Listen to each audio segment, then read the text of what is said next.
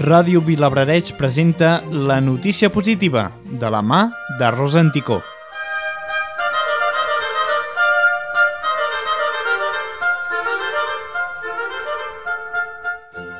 L'ajuda humanitària comença a arribar a Somàlia.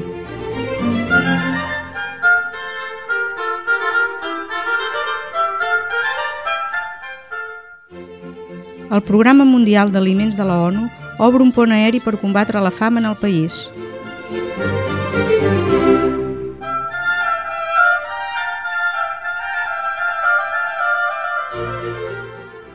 Un avió amb 10 tonelades d'aliments destinats a nens desnodrits va aterrar a Mogadiscio. L'ajuda es repartirà a 16 centres de distribució de menjar calent amb aliments arribats des de Kènia i Tanzània per mar. L'avió amb càrrega procedent de França va poder enlairar-se després de superar els problemes burocràtics que havia impedit la seva sortida de l'aeroport internacional de Nairobi. Està previst que es puguin repetir els vols en les properes setmanes amb certa regularitat per poder fer arribar menjar, tendes i altres materials bàsics per uns 30.000 nens a Mogadiscio.